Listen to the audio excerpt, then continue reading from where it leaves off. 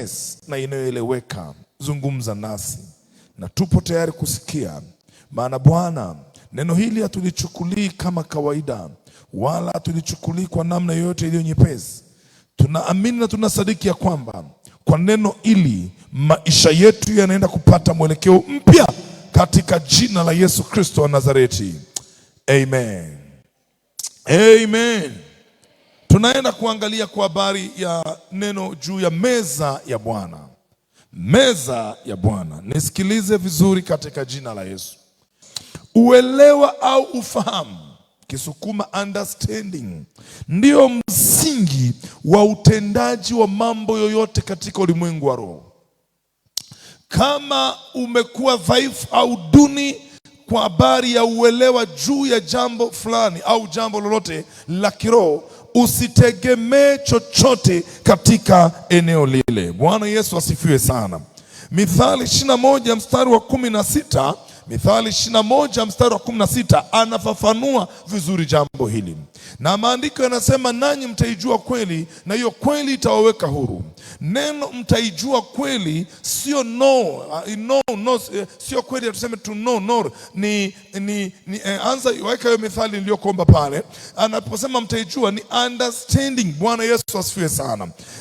Kile unachokijua na kwa kiwango unachojua, kwa kiwango hicho utakuwa huru katika eneo hilo. Mithali ile sura yake niliyokuomba tusome ile 21:16 anasema hivi, mtu aikosae njia ya busara atakuwa katika mkutano wa waliokufa. Rudia nyuma yangu, mtu aikosae njia ya busara atakuwa katika mkutano wa waliokufa. Yaani kwa lugha nyepesi, yeyote akosaye maarifa, hata kama umeokoka, hata kama unanena kwa lugha, but I don't know ni lugha gani unanena na ni roho gani umejaa, alafu uyakose maarifa. Maana moja ya sifa ya Roho Mtakatifu ni roho wa maarifa. Bwana Yesu asifiwe sana. Naomba nikwambie mwanangu Mary, I say, ujinga ulionao kwenye eneo lolote utakugharimu mpaka hata maisha yako usipoangalia. Bwana Yesu asifiwe sana. Uelewa duni ulionao juu ya uchumi, rafiki yangu mpenzi, utakugharimu mpaka utaishia kwenye umaskini wa kutosha. Uelewa ulionao dhaifu juu ya afya, na sikufichi, utaishia kuwa mteja wa hospitali miaka nenda rudi. Uelewa ulionao dhaifu juu ya Mungu utaishia kukufanya uwe mtumwa na mema yawe mbali na wewe maisha yako yote. Anasema wazi kwamba yeyote aliyekosa maarifa, understanding, mtu ambaye hana ufahamu wa kutosha juu ya jambo fulani, atakuwa katika kusanyiko la waliokufa, la maiti. Bwana Yesu asifiwe sana. Sema nakataa katika jina la Yesu. Amka katika jina la Yesu. Amka na uende katika jina. Ondoka katika usingizi wa mauti katika jina la Yesu. Anasema wasio na uelewa, waliokosa ufahamu. Haijalishi ni kwa uzembe wako, haijalishi ni kwa uzembe wa mtu mwingine, haijalishi ni kwa sababu wazazi walishindwa. Kimsingi umekosa ufahamu. Rafiki, njia yako ni kwenye uharibifu, na kataa usiende kwenye uharibifu katika jina la Bwana. Twende kwenye kitu kinachonihusu hapa. Mimi leo ni Jumapili ya ajabu, tulitangaza ya meza ya Bwana ya uponyaji. Uelewa ulionao juu ya sakramenti ya ubatizo ya meza ya Bwana, huo ndio utaamua upate matokeo gani katika hii sakramenti. Bwana Yesu asifiwe sana. Bwana Yesu asifiwe sana. Kile unaelewa, you know why? Kwa sababu sakramenti, Paulo anasema nimepokea kwa Bwana. Nimepokea kwa nani jamani? Amepokea maarifa haya kwa nani watakatifu? Kwa Bwana. Nimefundishwa na Bwana. Kwa hiyo tunapoenda kuiangalia sakramenti, naomba unisikilize na ujitahidi kwa nguvu kunielewa, kwa sababu sintaifundisha kama ulivyozoea au ulivyohadithiwa au ulivyoona. Nitaifundisha kama nilivyopokea kwa Bwana. Naomba upokee na wewe leo katika jina la Yesu. Nilikufundisha wiki iliyopita, uelewa, ufahamu ulionao juu ya afya ya kiungu, juu ya uponyaji, ndio utaamua uwe na afya ya aina gani. Tumeelewana katika eneo hilo? Wangapi tunayependa maarifa? Wangapi tunayetaka maarifa? Tafuta kwa bidii maarifa. Tafuta. Usio mwanaharakati kama wanasiasa ambao leo wanaongea hivi, kesho wanaongea hivi. Bwana Yesu asifiwe sana. Meza ya Bwana sio kitu. Bwana Yesu asifiwe sana. Bwana Yesu asifiwe sana. Sio kitu kilichobuniwa duniani au na wanadamu, bali ni wazo la kimkakati la Mungu mwenyewe. Narudia tena, sio kitu kilichobuniwa na wanadamu, bali ni wazo la kimkakati la Mungu mwenyewe. Katika maandiko yetu ile wa Korintho ambayo iko hapo juu, asante, anasema kwa maana kwanza mnapokutanika kanisani, nasikia kuna migawanyiko kwenu, nami kwa kiasi fulani naamini. Twende haraka. Kwa maana lazima kuwepo na uzushi kwenu, ili waliokubaliwa wawe dhahiri kwenu. Haraka haraka. Basi mnapokutanika pamoja, haiwezekani kula chakula cha Bwana, kwa maana kila mmoja hutangulia kutwaa chakula chake.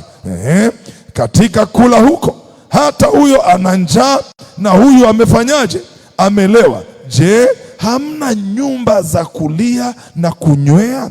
Au mnalidharau kanisa la Mungu na kuwatahayarisha hao wasio na kitu? Niwaambieni, ni wasifu? La, si wasifu kwa ajili ya hayo. Twende. Kwa maana mimi, paza sauti hapo sasa. Kwa maana mimi nalipokea kwa Bwana niliyowapa ninyi, ya kwamba Bwana Yesu usiku ule aliotolewa alitwaa mkate, naye akiisha kushukuru akaumega, akasema, huu ndio mwili wangu ulio kwa ajili yenu, na fanyeni hivi basi kwa ukumbusho wangu. Na vivyo hivyo baada ya kula akakitwaa kile kikombe, akisema, kikombe hiki ni agano jipya katika damu yangu. Fanyeni hivi kila mnywapo kwa ukumbusho wangu. Haya aliyotamka hapa chini, haya ndiyo aliyosikia kwa Bwana, haya ndiyo aliyofundishwa na Bwana. Bwana Yesu asifiwe sana. Anaanza kufafanua na kuonyesha namna ambayo ilikuwa sio sahihi, ambayo kanisa lilikuwa linaelewa juu ya meza ya Bwana. Ukweli ilikuwaga ni kituko. Siku hizo za kanisa la kwanza, meza ya Bwana ilikuwa ni kila mtu ilikuwa haitwi meza ya Bwana. Siku hizo ilikuwa inaitwa chakula cha Bwana. Bwana Yesu asifiwe sana. Ilikuwa siku ya kama hii, kila mtu anakuja na chakula chake na anakuja na kinywaji chake. Sasa matokeo yake, zamani mnajua kinywaji kilikuwa ni divai, sawa sawa Lakini neno divai, acha kwenda kwenye ile tafsiri ya kiuni kwamba ni pombe. No, divai inagawanyika kwenye makundi zaidi ya 20. Zaidi ya 20. Kuna wakati divai kinatengenezwa ni divai, lakini ukipaka mgonjwa anapona, ilikuwa inatumika kama dawa. Lakini kuna wakati divai, kuna namna inatengenezwa inakuwa pombe na watu wanakunywa wanalewa. Lakini kuna namna divai ilikuwa inatengenezwa inakuwa kinywaji kizuri. Bwana Yesu asifiwe sana. Pale Kana inawekwa wazi. Ile ya kwanza ilikuwa ya kupiga tungi wanalewa. Alafu Yesu aliyoitengeneza wakasema, unaletaje divai mpya wapi?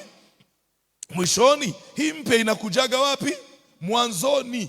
Maana hii unaleta, tumesha kunywa, tumesha lewa, sasa hii itakuwaje tunakunywa baadaye? Kwa hiyo sasa ilikuwa siku ile inatokea, Paulo anashangaa, ameingia kwenye kanisa, anaenda mchungaji, anashangaa watu wamepiga tungi, wengine wamelala, wengine wamelewa, wengine wakisema tunaimba, wengine wanapiga kiisi, wengine kiidi, yani vurugu tu.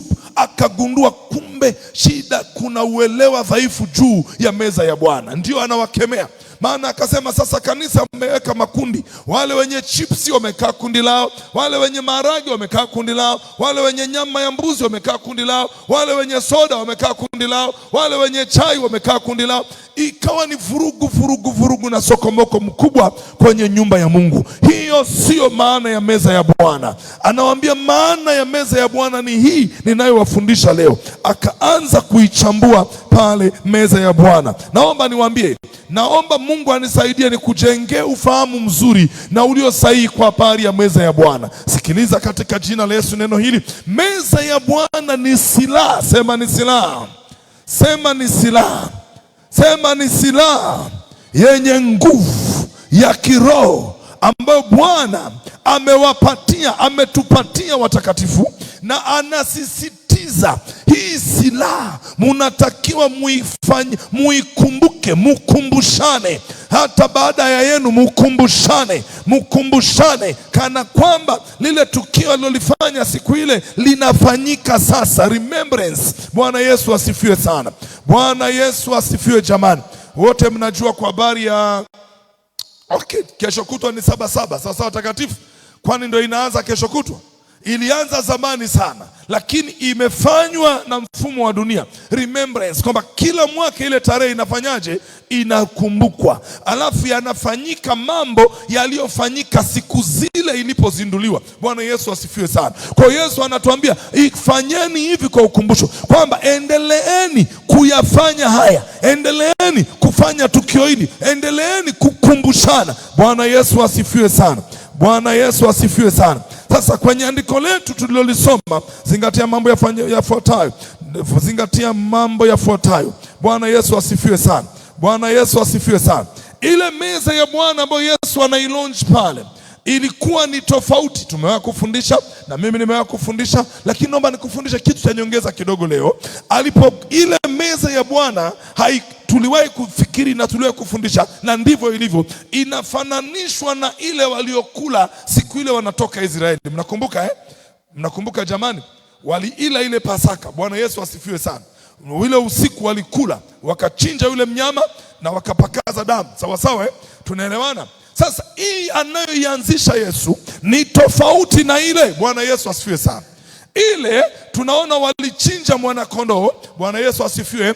Sawa sawa jamani, wakapaka damu kwenye milango, na ile nyama waliochinja waliifanyaje? Walikula, na walipokula walienda chooni. Bwana Yesu asifiwe sana. Lakini hii ambayo ninakuambia habari zake leo, meza hii ya Bwana ni tofauti. Hii kondoo au mwana kondoo ni badala ya mwana kondoo, hii tunaona inatumia mkate. Sema mkate. Sema mkate. Na Yesu anasema mkate huo ni mwili wangu mimi mwenyewe. Baada ya kuchinjwa mwana kondoo, Bwana Yesu asifiwe sana, akamvunja. Sawa sawa takatifu. Sawa sawa takatifu. Huyu mwana kondoo akuliwa. Bwana Yesu asifiwe. Alipoliwa, maandiko yanasema alikufa kama amechinjwa, lakini akafufuka. Bwana Yesu asifiwe sana. Maana yake Pasaka hii, mkate huu, mwana kondoo huyu tunamla akiwa mzima katika jina la Yesu. Nani ananielewa ninachokiongea? Nani ananielewa ninachokiongea? Alafu anaenda wapi? Akaenda wapi watakatifu? Akaenda wapi? Unaona tofauti ya huyu na yule wa kwanza sasa Yule aliliwa, huyu alienda mbinguni katika jina la Bwana. Ndio maana ninakwambia, unapoishiriki meza ya Bwana ukiwa na uelewa sahihi wa kile unachokifanya, haubaki kuwa mtu wa kawaida hata kidogo katika jina la Yesu.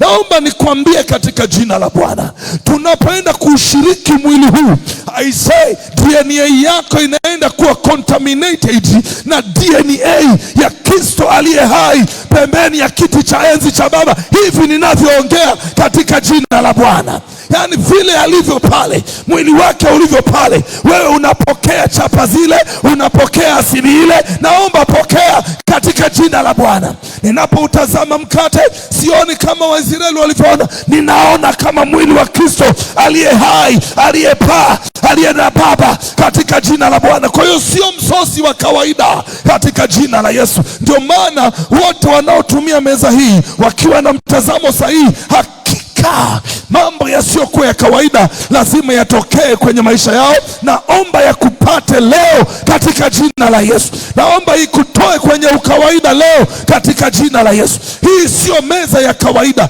hii ni mwili wenyewe wa Kristo aliye hai katika jina la Yesu. Haleluya watakatifu. Naomba niwaambie, ni vyakula vyote ukiviweka vinaoza. Hata ukiweka kwa refrigerator baada ya muda vitaoza, lakini damu ya Yesu ina zaidi ya miaka 2000, haijawahi kuoza na haitaoza katika jina la Yesu. Huu mwili wa Yesu una zaidi ya miaka 2000, haujawahi kuoza, haujawahi kuchinda. Hata hapa ninapoongea bado una uhai katika jina la Yesu. Kwa hiyo unapoitumia meza ya Bwana unaula uhai wa Baba katika jina la Yesu. Kama watu wanaungamanishwa kwenye mifumo ya kiuchumi na damu za kuku na wanatajirika, damu ya Yesu ni zaidi katika jina la Bwana. Kama watu wanafanya maagano na damu za ng'ombe na damu za mbuzi, na mambo yanakuwa, na tunaona magorofa, tunaona mamali, tunaona magari, rafiki mpenzi, hiyo ni ya mtoto. Damu ya Yesu inaweza zaidi katika jina la Yesu. Haleluya watakatifu. Mwili wa Yesu ni zaidi katika jina la Yesu. Haleluya watakatifu. Jamani, nimekuambia ilikuwa ni tofauti na ile iliyotumika wapi watakatifu? Misri. Ile walichinja wakala wakaenda chooni. Hii rafiki mpenzi, huyu alichinjwa akafa. Amen, amen, amen. Alafu akafanyaje? Akafufuka. Alipofufuka ndo akasema kula mwili huu katika jina la Yesu. Iko hai. Amen, amen. Haleluya jamani. Ni wangapi tunaelewana watakatifu? Naomba nikimbie kidogo. Kila unaposhiriki, Bwana Yesu asifiwe sana, jitahidi, fanya bidii kufanya ukiri wa imani. Anasema hivi, kila mlapo mkate huu na kukinywea kikombe hiki mwaitangaza. Mungu akubariki mtu wa media. Sijui ulijuaje nataka hiyo. Nilikuwa nataka hiyo. Mwaitangaza mauti ya Bwana hata fanyaje? Hata ajapo. Sema amina kwa jina la Yesu. Kila unaposhiriki rafiki, si swala la kunywa na kula. Kila unaposhiriki unaitangaza mauti ya Bwana mpaka ajapo. Nisikilize, unapoitangaza mauti ya Bwana, yani kila saa. Ndio maana hii maneno, hii kitu sio ya kusahau. Hii kitu ni muhimu sana. Kila unapokula unaitangaza mauti ya Bwana mpaka ajapo. Nisikilize, shetani yupo tayari kusikiliza vitu vyote na akakusikiliza. Kuna habari moja shetani hawezi kusikiliza, hawezi kuvumilia kuisikiliza. Kuna picha moja ambayo shetani hawezi kuvumilia kuitazama, hawezi kuvumilia kuisikiliza wala kuitazama. Habari yenyewe ni habari ya mateso, ni habari ya kufa, ni habari ya kufufuka kwa Bwana Yesu. Hawezi kuisikiliza, hawezi kuitazama. Ndio maana Yesu anakata roho. Maandiko yanasema giza likatokea. Haleluya watakatifu, nchi ikawa tororo. Naomba nikuambie, kuna kitu kilikuwa kinatokea katika ulimwengu wa roho. Maana kabla roho haijatoka mwanaume, Yesu akasema imekwisha, akageuza kichwa, roho ikatoka, kuzimu kukapinduka, juu chini. Kwa hiyo tunaposema kuitangaza mauti ya Yesu kila tunapokula meza ya Bwana, maana yake shetani anaambiwa ile mechi inarudia sasa katika jina la Yesu. Kile kilichokupata siku ile msalabani, leo na mimi nimevikwa nguvu, ninarudia hiyo mechi katika jina la Yesu. Kile kilichokupata kwa mkongoto ule Yesu alikupatia miaka 2000 iliyopita, leo watoto wa Rehobothi tunairudisha ile mechi. Mwambie mwenzio, mechi leo inarudiwa katika jina la Yesu. Waulize Simba na Yanga, wanapoambiwa mechi inarudia hawalali. Naomba nikwambie, kuna mmoja halali, anawanga, anaenda Bagamoyo, atafanya mazoezi mchana na usiku. Mimi sijui ni Simba au ni Yanga, lakini nyinyi ni mashahidi na wengine ni washabiki, mko hapa. huwa mlali ile siku. Yani namkiambia hata mlale usingizi hauji. Why? Mechi inarudiwa. Let me tell you, tunapoitangaza, tunapokula meza ya Bwana, tunaitangaza ile mauti ya Yesu katika jina la Yesu. Tunaitangazaje? Tunatangaza tangazo la kwamba mauti imeshindwa, mauti imeshindwa, mauti imeshindwa. Uzima wa Kristo unatamalaki. Hilo tangazo shetani hawezi kukubali kulisikia. Atake asitake, leo atalisikia kwa jina la Yesu. Usiyempenda amekuja. Haleluya, haleluya jamani. Tunapokula tunatangaza. Haleluya. Hivi jamani, kuna kitu tamu namna hii? Wewe, Yesu hakufa kama maiti, kama mjomba. Acha Bwana anasema roho ilipotoka tetemeko likafanyaje? Likatokea, makaburi yakaachia waliokufa. Unapotangaza mauti ya Yesu kupitia meza ya Bwana, kuna miamba, kuna haki zako zilizikwa kishirikina, kishetani. Naomba nikwambie, hata kama walisilibia na makaburi wakaweka zege ya grade 1, itapasuka katika jina la Yesu, na haki yako itatokea tena kama mnazi katika jina la Yesu. Hata kama afya yako iliibiwa ikafichwa kuzimu na kila siku unamwagiwa damu ya kuku, naomba nikwambie, unapoitangaza meza ya Bwana, unaposhiriki meza ya Bwana, unaitangaza mauti ya Kristo. Naomba nikwambie, hiyo miamba itapasuka. Hata kama walikuweka ndani ya chupa ya glasi ngumu isiyoingia risasi, bulletproof, unapoitangaza meza ya Bwana, hiyo glasi itapasuka ya kichawi na utatoka mzima mzima. Wataachia mume wako, wataachia mke wako, wataachia watoto wako. Halo, si kwa sababu unataka, no. Acha vipi makilele kilele. Haitokei kwa sababu umeomba sana. Haitokei kwa sababu umetoa sana. Haitokei kwa sababu unasali leo bosi. Havitokei kwa sababu unasoma sana. No, vinatokea kwa sababu umeshiriki meza ya Bwana. Umeitangaza mauti ya Kristo. Unapotangaza mauti ya Kristo, Yesu sio mwanasiasa. Unatangaza kile kilichoambatana na mauti yake katika jina la Yesu. Wako wanaume wako tayari kufanya kazi hiyo. Wako wanawake wako tayari kutoa matangazo. Toa hayo matangazo. Nyosha mkono wako juu, simama dakika moja, sitaki kutoka hapa.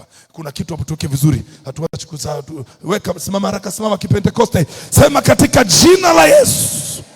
Sema kwa jina la Yesu. Ile nguvu, yale mamlaka, yale mafuta, ule uwezo uliomtoa Yesu kwenye lile kaburi, katika jina la Yesu, nguvu ile iliyomuondoa Yesu, iliyomuinua Yesu, nguvu ile iliyoliondoa lile jiwe kubwa kwenye lile kaburi, nguvu hiyo ndani yangu sasa kwa jina la Yesu. Kwa nguvu hiyo ninasukuma kila mawe yaliyowekwa kwenye njia yangu ili nisiende. Kwa nguvu hiyo ninaondoa kila majabali rikasetatapa yaliyowekwa kwenye afya yangu ili nisiishi. Nitaishi kwa jina la Yesu. Kwa nguvu hiyo ninaondoa kila kizuizi kinachozuia biashara zangu, kazi zangu, juhudi zangu, jitihada zangu, uwezeshaji wangu kwa jina la Yesu. Vitake visitake, by power, by force, vinaondoka kwa jina la Yesu. Kwa jina la Yesu. Kwa jina la Yesu. Hiyo nguvu kama ilimtoa Yesu kwa wafu, hiyo nguvu haiwezi kuniacha mimi nikaendelea kuaibika katika jina la Yesu. Haiwezi kuacha watoto wangu waaibike. Haiwezi kuacha kazi yangu iaibike kwa jina la Yesu. Kwa jina la Yesu. Sintanyamaza hata kaburi limefunguka. Sintanyamaza hata jiwe limefunguka kwa jina la Yesu. Kwa jina la Yesu. Enyi watu wote, paza sauti. Enyi watu wote, enyi watu wote, wanaume wote, wanawake wote shangilieni, maana kaburi liko wazi, liko wazi, sio kwa nguvu, sio kwa uweza, bali kwa Roho wake. Kila tunapokula meza hii tunatangaza habari kama hiyo kwa jina la Yesu. Waweza keti chini katika jina la Bwana. Haleluya watakatifu, haleluya rafiki zangu wazuri. Anasema tunapoishiriki meza ya Bwana, huu ndio ukweli, sio ile takataka waliokuwa nayo wanazineni kula no, huu ndio ukweli. Hii ndio sakramenti sasa. Haleluya watakatifu. Wangapi wamenielewa nilipokuambia kule mwanzo? Meza ya Bwana ni silaha ya kipekee. Mungu amekupa. Mungu amekupa. Mungu amekupa. Acha kuwaza tumbo. Anza kuwaza kimantiki katika jina la Yesu. Tunapoangalia meza ya Bwana, jambo lingine la kuliangalia, jambo lingine la kuelewa sahihi. Yaani sijaanza hata kufundisha, bado naongelea uelewa sahihi. Ni agano jipya. Tena lililo bora zaidi. Katika nini? Katika damu yake. Katika damu yake na sio ya kwetu. Hebu rudia hilo neno kama umenielewa. Tunapoiangalia meza ya Bwana, maana sahihi tunaongelea agano jipya. Agano jipya la ukombozi. Kwa nini nimesema kwa damu? Zingatia hiyo neno. Agano jipya. Kwa nini jamani? Pasafi hapa. Kikombe hiki na hivi baada ya kula akakitwaa kikombe. Akasema kikombe hiki ni nini? Ni agano jipya. Maana yake kuna la kale lililopita. Amen. Ukiona kuna litakataka umelingangania leo, kuna ligonjwa unalingangania leo, kuna litabia unalingangania leo, na kuambia kama utalishinda leo, elewa hiyo tabia watoto wako watapigika nayo. Sasa kama imekushinda wewe, niangalie usoni. Kama imekushinda wewe, mtoto wako ataiweza? Kama imekushinda wewe uliyelelewa kingangari na baba yako, hawa watoto wako wa mboga saba wataiweza? Na uuliza, wataweza? Wataweza watoto wetu wa mboga saba? Wataweza? Usipuuze. Hiyo ndo chronological orders spiritually. Bwana Yesu asifiwe sana. Ndio maana hilo neno anasema kikombe hiki ni agano, sio agano jipya. Zingatia hiyo. Kwamba ninatambua yako maagano. Na maagano mengi ambayo Afrika ndio yametutesa. Ukifuatilia wote nyie ni mashahidi hapa, msidanganye wengine hapa. Tuwe wa kweli. Maagano karibu yote ya Kiafrika yanahusisha nini? Damu. Damu ya kuku, damu ya ng'ombe, damu mpaka za watu, kulingana na uzito wa agano. Bwana Yesu asifiwe sana. Yesu akijua hayo kwamba wengine kuna vitu mnapitia leo ni maagano yaliyotumia inawezekana damu za watu. Kaa vizuri na Yesu kwa jina la Yesu. Kaa vizuri na Yesu kwa jina la Yesu. Msimama na ako kabinti na ako kakaka kaliko jaro, munaanza wote zero, mtafika mbali katika akiyajua hayo. Anasema hii damu ni ya agano jipya katika jina la Yesu. Amina jamani. Maana yake maagano, makafara yote yaliyotangulia kwenye maisha yako, unaposhiriki meza ya Bwana usiimeze tu, lione agano bora kuliko yote linalobatilisha maagano yote yaliyotangulia, hata kama yalifanyika kwa damu yako na baadhi ya viungo vyako. Tunaposhiriki meza ya Bwana, hilo agano linapita, linapatikana agano jipya. Tazama, hata imekuwa mtu akiwa ndani ya Kristo amekuwa kiumbe kipya, ya kale yamepita, tazama yamekuwa mapya. Hebu simama juu katika jina la Yesu kama yamekuwa mapya kweli. Wazee wangu sogeni kwenye meza hapo katika jina la Bwana. Inatosha. Tutakuwa na meza ya Bwana nyingine Jumapili ijayo, na kwenye meza hiyo nitaendelea kukufundisha. Wangapi wanatamani kushiriki meza sasa katika maagano mapya? Hii meza, wakati wamesimama pale, wasimama katika ulimwengu wa roho haraka. Nikwambie kitu, tunaanza sasa kuishiriki meza katika jina la Yesu. Tunaenda kuishiriki sasa katika jina la Yesu. Anasema hivi, niangalie.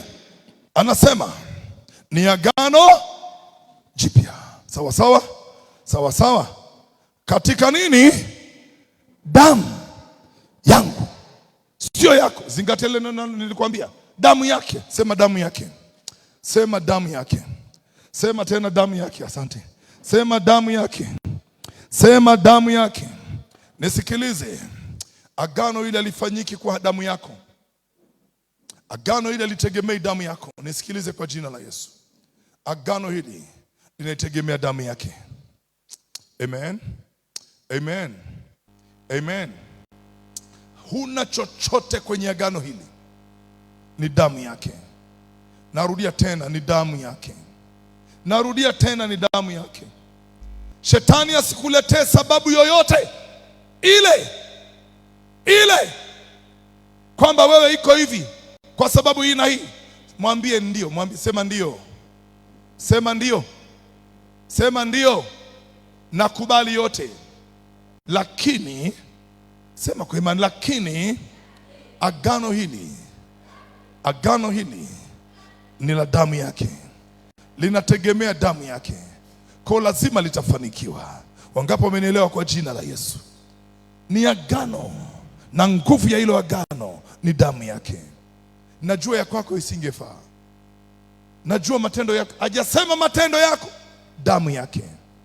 Kuna mtu, na nimewahi hata mikufundisha, na niliwahi kufundishwaga, nitakufundisha siku naendelea na somo hili, kwamba kuna watu wanashindwa kushiriki meza ya Bwana kwa sababu wanadhania kuna mambo haya na haya na haya. Sikiliza, sikiliza, hiki ni chakula. Bwana Yesu asifiwe sana. Ni chakula kimebeba uzima, kimebeba agano. Una maagano yasiyofaa, naomba nikwambie dawa ya kuyabatilisha hayo maagano hii hapa ya kwake, katika jina la Yesu. Una maagano ya umaskini yamekamata familia, hayo dawa yake hii hapa, damu ya Yesu. Haleluya watakatifu, haleluya watakatifu, haleluya watakatifu. Napoishika hii damu, napoikamata hii damu, Bwana Yesu asifiwe sana. Bwana Yesu asifiwe jamani. Bwana Yesu asifiwe sana jamani. Naongea na nyie watakatifu, mnanielewa? Mnanielewa nyie watu wa Mungu wazuri? Napoishika hii damu, nilifundisha wiki iliyopita, na nilifundisha na ile nyingine kwenye ile Isaya 53:4-5. Acha andiko hilo. Bwana Yesu asifiwe sana. Haleluya, haleluya. Anasema kwa kupigwa kwake, kwa kupigwa kwake. Nikakwambia issue pale sio ile mijeledi. Bwana Yesu asifiwe sana. Bwana Yesu asifiwe sana. Kwa kupigwa kwake sisi tumefanya nini? Tumepona. Bwana asifiwe sana. Haleluya watakatifu. Sio kwa maombi yako umepona. Hey. Sio kwa sadaka zako unapona. Mimi sikatai hayo, ni mazuri. Sio kwa utoaji wako unapokea uzima. Sio kwa dua zako tunapokea uzima. No. Anasema tunapona kwa sababu ya kupigwa kwake. Na nikakufundisha nikakwambia, kama ile nguvu iliweza kumuondoa Yesu kwenye kaburi, ikamuinua tena, hiyo nguvu akainuka. Ile sanda ilikuwa ina damu, lakini alipotoka, alitoka na vazi jeupe lisilo hata na tone la doa. Nani alileta lile vazi? Nani alifua ile sanda? I don't know, lakini tunajua ni Roho Mtakatifu. Kwa nini alileta kila kitu kipya, utukufu mpya, muonekano mpya? Nikakwambia kitu kimoja ni fumbo, ila nifundisho kwako kisicheke. Akufuta makovu katika jina la Yesu. Akufuta alama ya kwenye mbavu katika jina la Yesu. Akufuta matobo ya kwenye miguu katika jina la Bwana.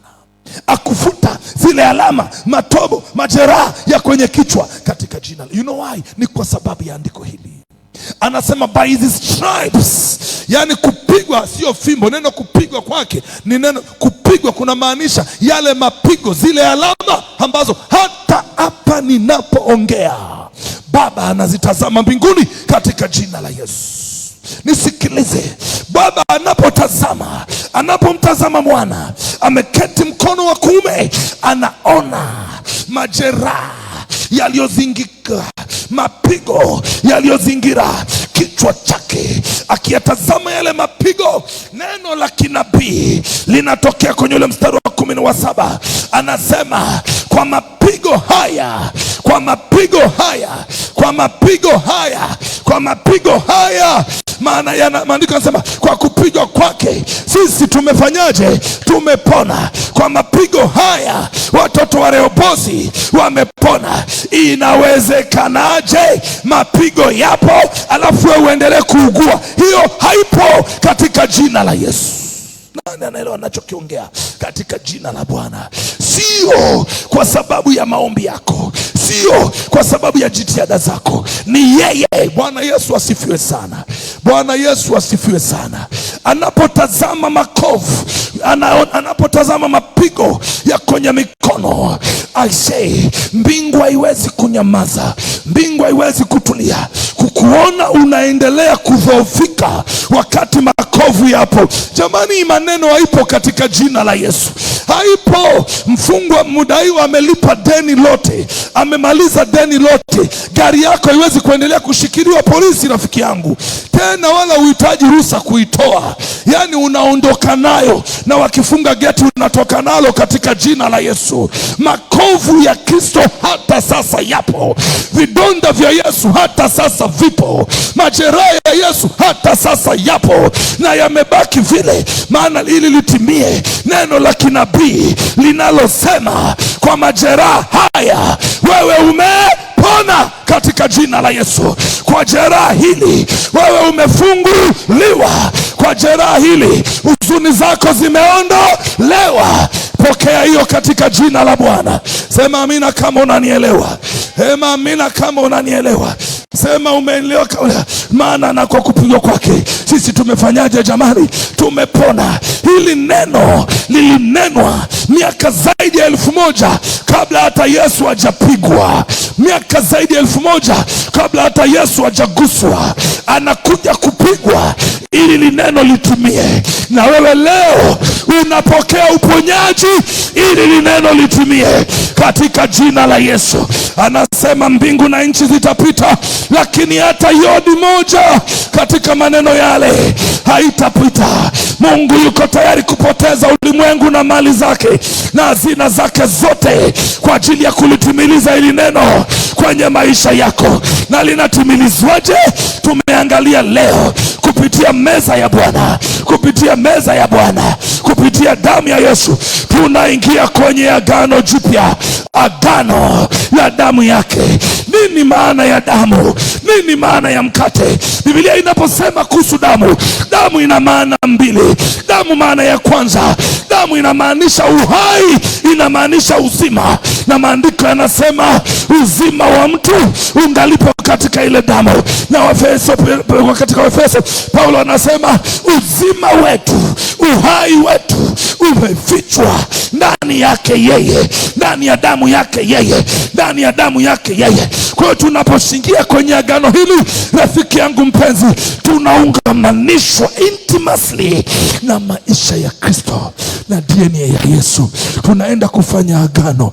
Damu hii ni agano jipya. Naomba ipokee katika jina la Yesu. Ipokee katika jina la Yesu. Itakufaa katika jina la Yesu. Inakufaa katika jina la Yesu. Asante Mungu Roho Mtakatifu. Asante Mungu Roho Mtakatifu. Damu imebubujika ni ya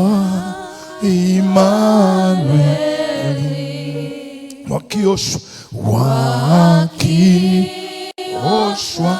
wenye taka usafiwa kweli. Nisikilize, napoongelea damu hii na mkate huu, nimekuambia kwa kifupi tu hapo. Nimekuambia kwa kifupi hapo. Nimesema damu inabeba uzima. Damu inabeba uzima. Na sio uzima tu. Damu, nitafundisha next week. Damu inashughulika na madhara makubwa kwenye maisha ya mwanadamu yaliyosababishwa na dhambi. Yaliyosababishwa na dhambi. Nilikufundisha wiki 3 zilizopita na kuambiaga zingatia mafundisho yangu. Sikurupukagi na mafundisho hapa. Najua nitakachokufundisha hata mwakani kitakuwa na uhusiano na hili. Nilikufundisha juu ya roho ya madhaifu. Kama changamoto ulionayo ni ya kiroho, hata utamaliza hospitali, utamaliza madaktari, hawawezi kuitatua. Akasema yule mwanamke akamaliziwa mali zote alizokuwa nazo, akahangaika kwa matabibu na haikumsaidia. Tatizo lile waliliona kibiolojia, ndio madaktari wataiona kansa. Lakini kama kansa ilisababishwa na mafuta na mambo ya kawaida, utaipiga mionzi itasikia. Ila kama imesababishwa na katika ulimwengu wa kiroho, na inasababishwaje na ulimwengu wa kiroho? Si lazima urogwe. Unapigwa tu pepo la uzembe. Nimekufundisha andiko la kwanza. Unakula bila utaratibu, unazania ni kula. Ile tabia inakuwa imekuwa affiliated na mapepo, na kupitia tabia hiyo unashangaa miziba imeleta, mishipa imeleta shida, na daktari wakipima wanasema una shida ya mishipa ya moyo, na wataanza kuitibu. Lakini source ya ile shida ni nani? Na ndio maana leo kadri teknolojia inavyoongezeka na magonjwa yanaongezeka na rate of death inaongezeka, haipungui. You know why? Wameng'ang'ana upande mmoja, wamesahau upande wa pili. Kama changamoto hiyo shida yake ni kiroho, dawa yake ni moja. Ndio maana ya damu ilitumika. Nimekwambia damu inabeba uhai, na damu ya Yesu imebeba uhai wa Yesu. Kwa tunaposhiriki damu ya Yesu inaingia ndani yetu. Bwana Yesu asifiwe sana. Uhai wa Kristo unaingia ndani yako. Na kwa sababu madhabahu hazitoshani, madhabahu zina tabia ya kushindana. Madhabahu ya Kristo haiwezi kukaa mahali pamoja na madhabahu ya magonjwa. Automatically yale magonjwa au matatizo ambayo ni zao la dhambi, ambayo huwezi ukayaondoa kimwili, kwa njia ya damu ya Yesu, damu inaondoa katika jina la Yesu. Damu inakupa neema ya kushinda vita visivyoshindikana katika ulimwengu wa kawaida. Bwana Yesu asifiwe sana. Dunia inawekeza kwenye teknolojia ya ulinzi kwa gharama kubwa sana, lakini laiti wangelijua, wangewekeza kwenye teknolojia ya kiroho, mambo mengi usingeyaona yanayotutesa leo kwenye dunia hii. Bwana Yesu asifiwe sana. Kuna vitu haviendi, lakini kwa damu vitaenda. Anasema nao wakamshinda kwa damu ya mwana kondoo na lile neno la ushuhuda. Naomba kubali agano hili leo, uyaone matokeo yasiyokuwa ya kawaida kwenye maisha yako katika jina la Yesu. Sema amina kama tuko pamoja. Sema amina kama tuko pamoja. Yaani sijafundisha somo bado, nilikuwa kwenye komponenti ya uelewa sahihi juu ya meza ya Bwana. Sasa naomba tunaenda kushiriki hii meza. Tunaenda kushiriki sasa meza. Na hapa tunapoenda kushiriki hii meza, kuna kitu nikiweke sawa. Na kitu nikiweke sawa katika andiko letu. Basi kila aulaye mkate huo na kukinywa kikombe hicho cha Bwana isivyo nini, atakuwa amejipatia hatia ya nini? Ya mwili na damu ya Bwana, sio wa kwake. Pale chini yake. Lakini mtu afanyaje? Ajioji mwenyewe, na hivyo aule mkate na kukinywea kikombe. Nisikilize. Anachomaanisha hapa ni hivi: unaposhiriki meza hii, make sure unauelewa sahihi juu ya hii meza. Bwana Yesu asifiwe sana. Maana yake ni hii: hakikisha unauelewa wa kutosha. Neno linasemaje kuhusu Kristo, kuhusu mwili wake, kuhusu damu yake.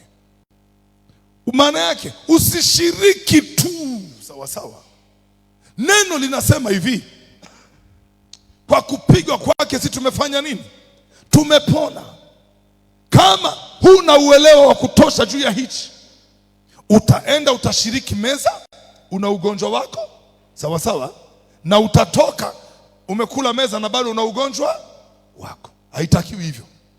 Ndio maana yake. Haitakiwi hivyo. Umenielewa? Unanielewa? Hakikisha hakuna mgogoro baina yako na neno la Mungu.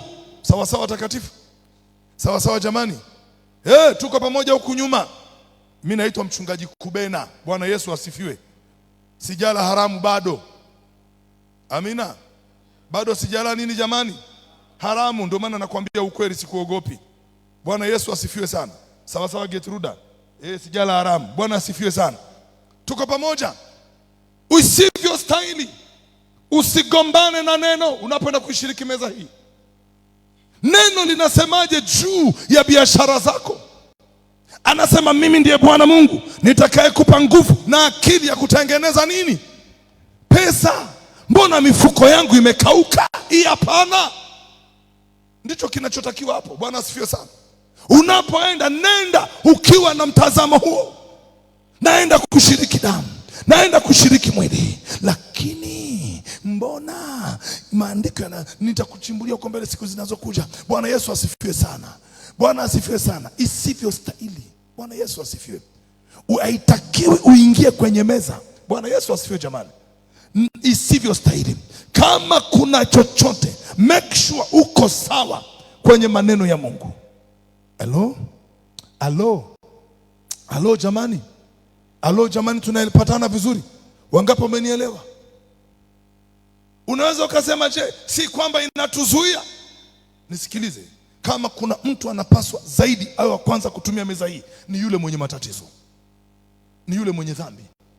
Maana kwa damu hii wenye dhambi wanafanyaje jamani?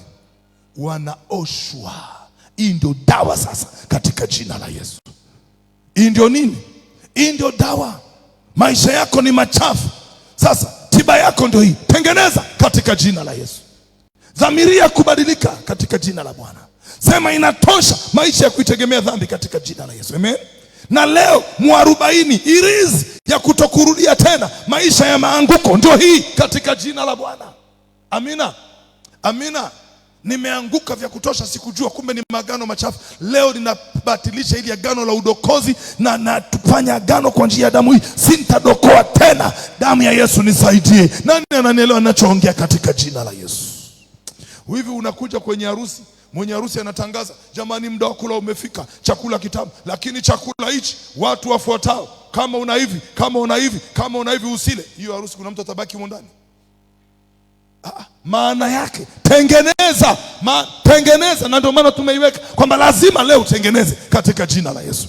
Lazima leo uweke mambo yako vizuri katika jina la Yesu. Na hii damu inakubadingiza kwenye agano jipya na kukuhamisha katika ulimwengu wa roho. Wangapi wako tayari kwa hilo katika jina la Yesu? Katika jina la Yesu. Wengine wana imani mbaya kabisa. Eti mwanamke ukiwa kwenye siku zako usishiriki meza ya Bwana. Hii ndio dawa sasa. Hii ndio nini watakatifu? Si zinaendaga hazikomi. Hii ndio dawa yake. Leo zitakoma katika jina la Yesu. Zitanyoroka katika jina la Bwana. Wangapi wananipata? Nani kaelewa nilichoongea hapo vizuri? Utakula meza ya Bwana na bado utakufa na magonjwa yako. Meza hii iko kinyume na roho ya mauti katika jina la Yesu. Uelewa sahihi ni huo unaokupa. Tunapoishiriki meza, nitako huko mbele tutaendelea kufundisha, maana sijafundisha vyote hivyo, ila nimekutupia tu ili upate kitu. Bwana Yesu asifiwe sana. Wewe mwenye mambo yaliyokoma, yaliyoshindikana, maroho machafu wamekutupia uko mzima, dawa yako ndio hii meza katika jina la Yesu. Nakupa dakika moja ya kujitafakari. Na unaposema kujitafakari, naomba Mungu Roho Mtakatifu akupe neno. Akupe neno hapo uliposimama. Akupe neno hapo ulipoketi. Bwana Yesu asifiwe sana. Na hilo neno liamshe kilio ndani yako. Liamshe sauti fulani ndani yako. Liamshe haki, liifunue, likupangaze, uione haki yako fulani ambayo adui aliikanyaga kwa miaka mingi. Na akakwambia hii sio haki yako kwa sababu ya kabila lako, hii sio haki yako kwa sababu ya elimu yako, hii sio haki yako kwa sababu ya matendo yako ya zamani. Mwambie niondolee hizo takataka katika jina la Yesu. Hii damu naitumia ni damu yake, sio ya kwangu. Na hii damu ilimwagika kwa ajili ya ondoleo la dhambi, ondoleo la laana, ondoleo la mikosi, na hivyo vyote dawa yake ndio hii damu katika jina la Bwana. Dakika moja nakupa, wakati mimi nakusema tengeneza na Bwana. Weka, tafuta neno lako. Naomba Mungu akupe neno lako. Na unapoigusa damu leo, utakapogusa mkate, naomba katika jina la Yesu, hilo neno likatimie, hilo neno likawe halisi, hilo neno likaumbe kitu kwenye maisha yako. In Jesus mighty name. Asante Mungu Roho Mtakatifu. Naomba sasa Weka mikono yako juu, nyosha mikono. Mmekaa nyie vipi? Hamjaelewa somo la damu ya Yesu?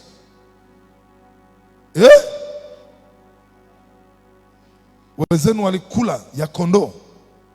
Hata wazee wa miaka 100 na Jumapili hakukuwa na mtu mlegevu, si ndio watakatifu? Hakukuwa na mtu mdhaifu, si ndio watakatifu? Si ndio watakatifu? Miaka 40 wazee walitembea, hakuna aliyegonjeka. Wewe unakaa dakika 2 na wakati uko kwenye sherehe unaenda kupokea mgao hapa, utapishana na gari la mshahara. Sasa hivi nyosha mkono mbele katika jina la Yesu. Nyosha mkono kwenye hii meza, tunaenda kuiweka wakfu sasa. Wazee wangu, gusa pale, gusa meza hiyo. Baba, katika jina la Yesu, wewe umetupa meza hii, umetupa mwili wako kwa habari ya agano la uhai na uzima, na umetupa damu hii kwa habari ya agano jipya linaloenda kubatilisha kila aina ya maagano yaliyotangulia.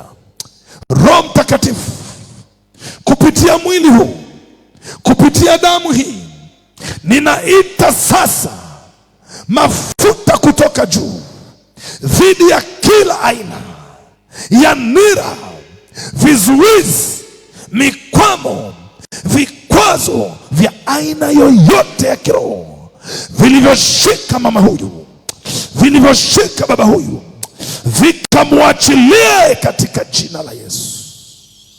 Kupitia damu hii, maagano machafu ya kikatili yaliyotesa baba, yaliyotesa mama, yaliyotesa watoto, yanayotesa wajukuu, yanafuata vitukuu, hayana nafasi kwa jina la Yesu.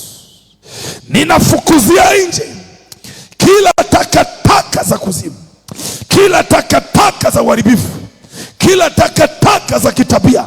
Hazina nafasi kwenye maisha ya mtumishi huyu anapoenda kufanya agano hili katika jina la Yesu. Weka mkono wako juu. Wazee, simama hapa na meza hiyo sasa. Simameni hapa na vitu hivyo vyote. Wazee wazuri, fanya haraka wazee wangu. Twende speed wazee. Twende speed wazee. Hallelujah. Tumeshamaliza katika jina la Yesu. Twende wazee. Naomba sasa pale ulipo, tunaenda kwenye agano. Najua umeshajitafakari.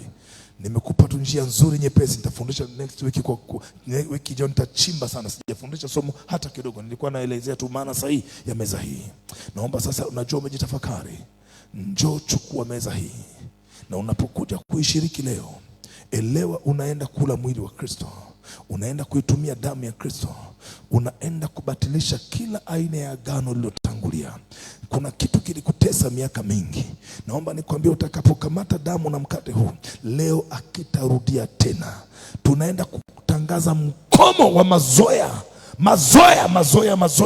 ya uonevu wa adui wa muda mrefu kwenye maisha yako. Naomba fanya haraka sasa. Njoo chukua mkate, utachukua na divai, alafu utarudi kwenye kiti chako. Njoo ukiwa kwenye hali ya maombi, na nimeshakuelekeza kuna mambo nataka wewe unaongea yapambanisha na hii madhabahu leo. Unabeba, unarudi kwenye kiti chako, unatulia, usinywe wala usile. Fanya haraka katika jina la Yesu. Karibu Walawi.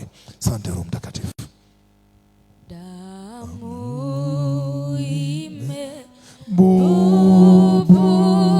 imebubujika ni ya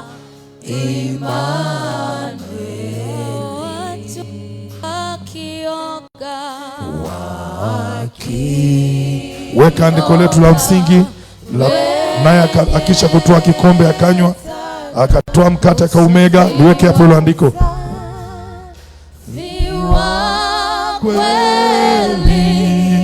Usafi wa kweli, usafi wa kweli,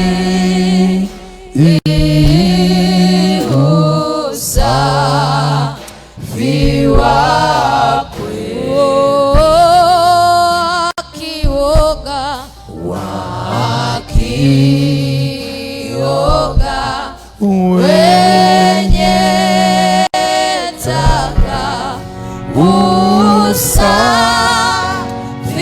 wa kweli, usafi wa kweli,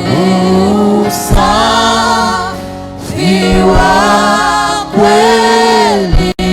Chukua meza na mkate, simama mahali ulipokuwepo. Endelea na maombi.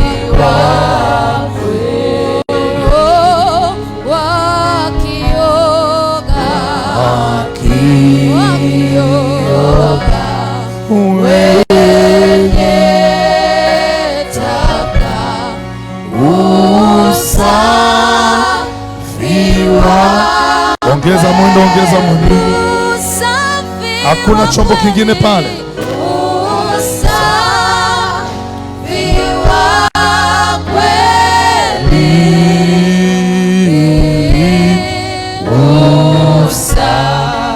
Endelea kutafakari. Endelea kutafakari neno lile.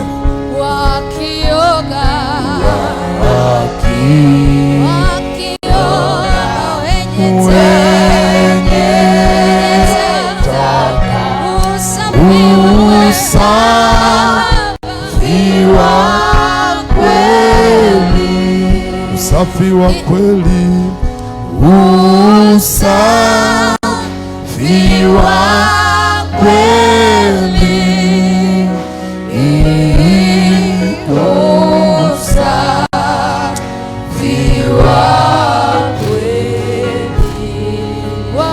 Wakioga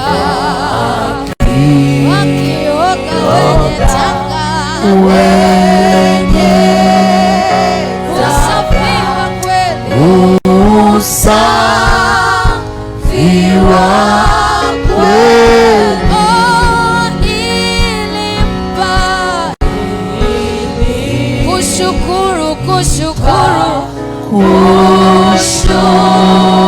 Mwivi mautini,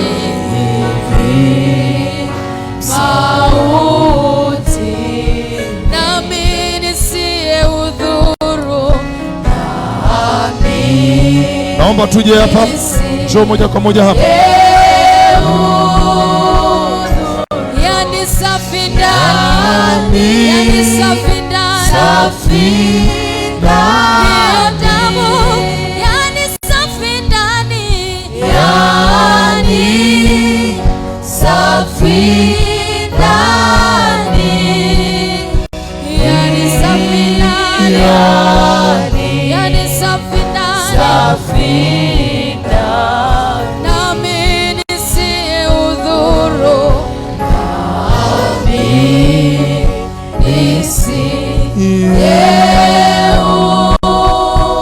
yani safi ndani, safi ndani, damu, yani safi ndani, yani safi ndani, yani safi ndani, hiyo damu, yani safi ndani, yani safi ndani. Nami nisiye udhuru,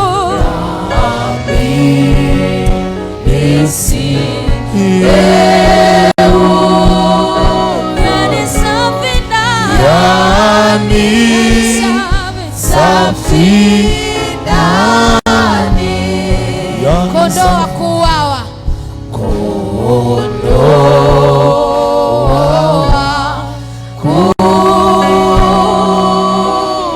damu ina nguvu, damu ina nguvu, wako wote kuokoa. Simama, simama juu.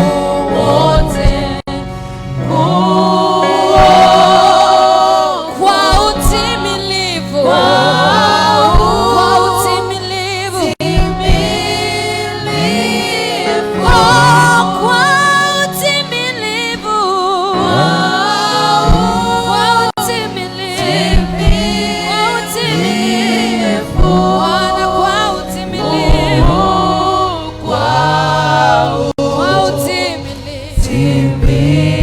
Naomba hiyo.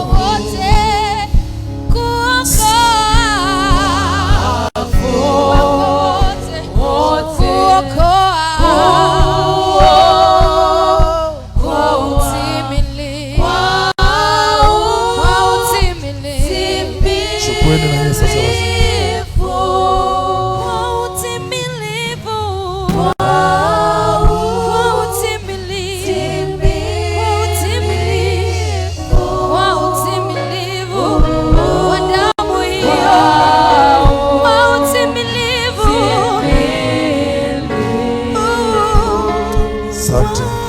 ukiwa kwenye hali ya roho.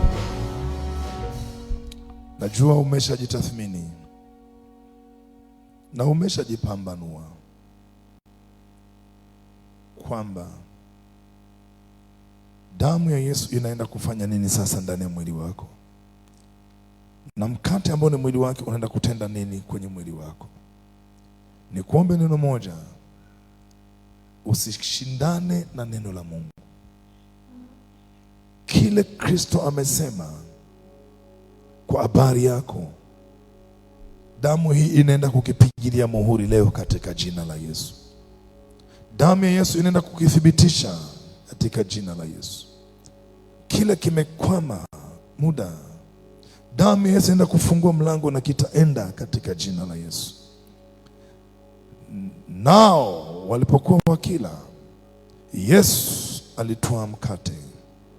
Naomba shika mkate wako. Akaubariki, nami naubariki mkate huu katika jina la Yesu.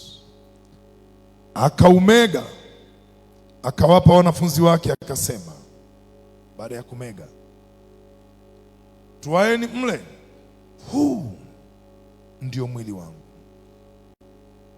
Huu ndio mwili wangu.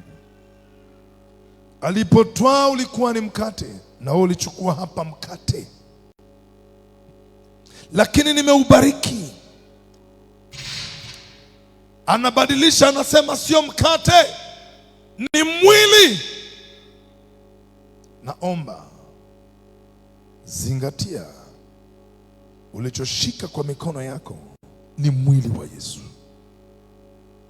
Sio mimi nakujulisha, anasema yeye, huo ni mwili wake.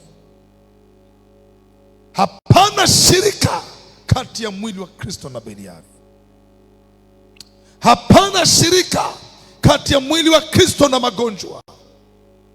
Hapana shirika kati ya mwili wa Kristo na kansa. Hapana shirika kati ya mwili wa Kristo na uzinzi. Hapana shirika kati ya mwili wa Kristo na takataka. That's why nikakuomba jipambanue. Naelewa mwili unaenda kuweka muhuri na agano la mabadiliko endelevu ya kudumu katika jina. Huu ni mwili wangu, huu ni mwili wangu, na amekataa mwili wake uchangamani na takataka. Endelea na andiko letu, huu ni mwili wangu. Twaeni basi mle, huu ndio mwili wangu. Chukua sasa mwili ule, naomba kula katika jina la Yesu. Kula huku unaendelea kujipamba. Ni mwili wa Yesu, sio mkate. Ni nyama za Kristo mwenyewe. Sehemu ya mwili huu Baba anaitazama, Baba anautazama, Baba anautazama. Ni zaidi ya ule walikula wana wa Israeli. Wakatembea miaka 40, hakuna aliyeugua, hakuna aliyefilisika. Kama wa mbuzi ulifanya vile, huu ni wa mwana kondoo aliye hai.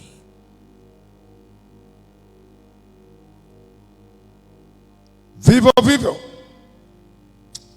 akakitwaa na kikombe, akamshukuru Mungu na kushukuru Baba wa mbinguni kwa chakula hichi, na kushukuru Baba kwa damu hii, akawapa akisema, kunyweni nyote katika hii,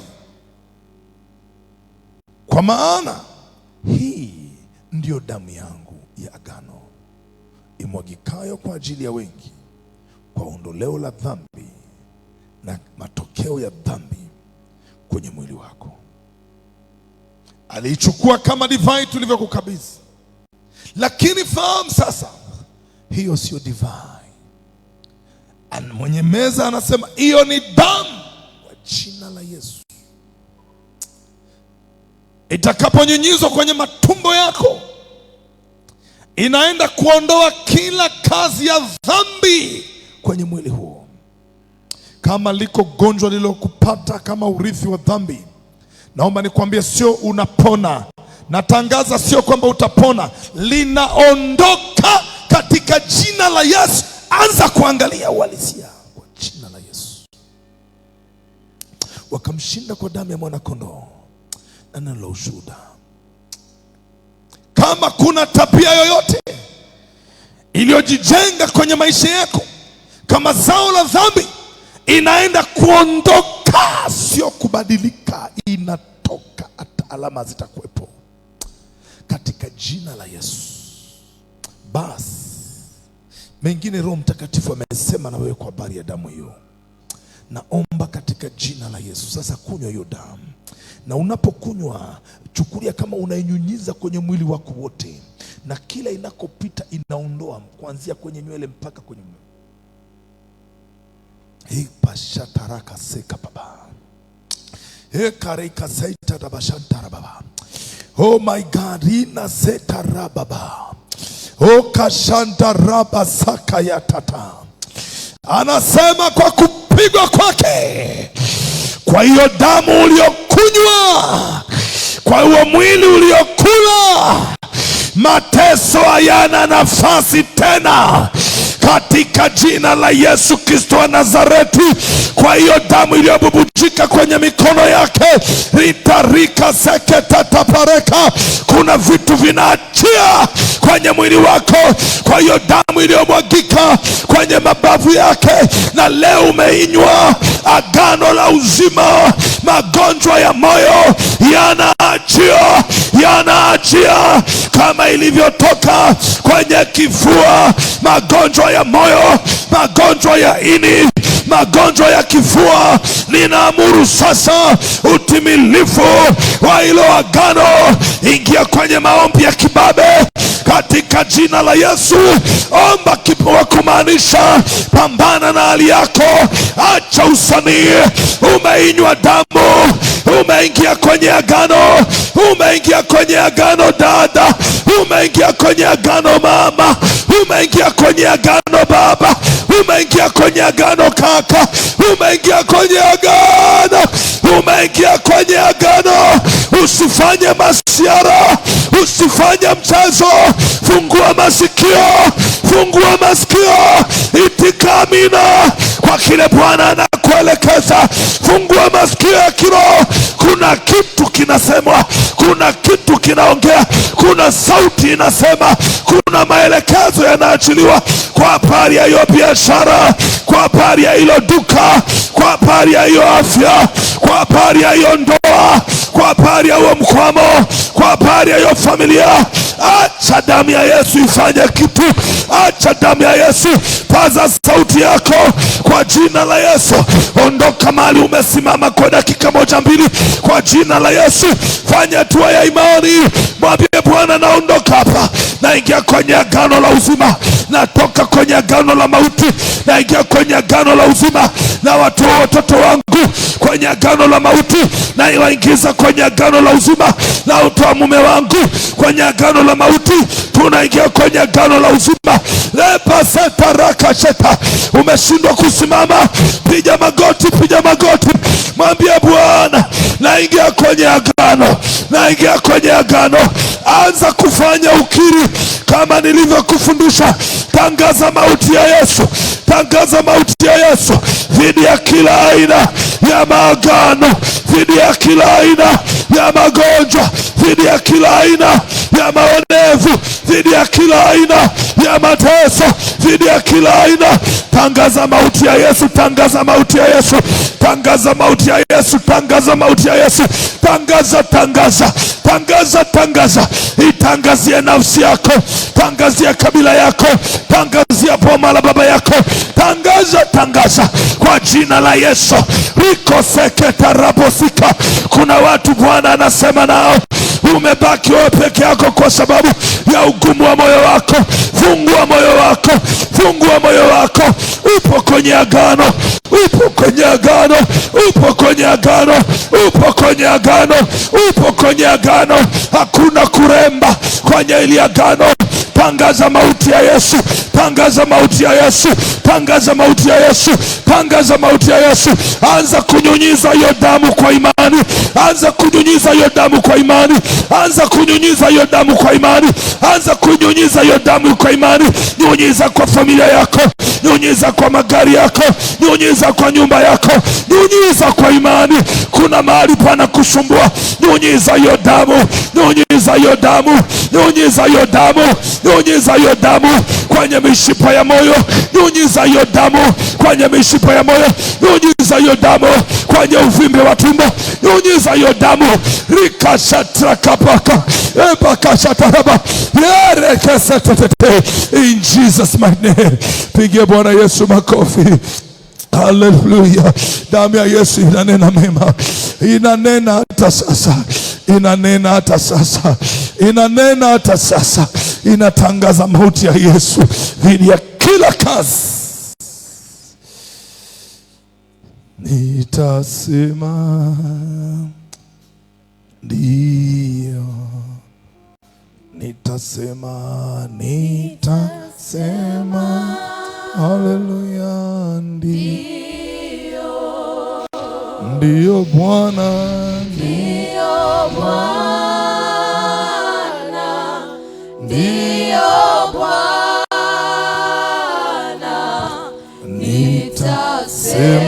nitasema ndio. Tukiwa kwenye hali ya kumshukuru Mungu, shika sadaka yako, shika malimbuko yako, shika zaka yako.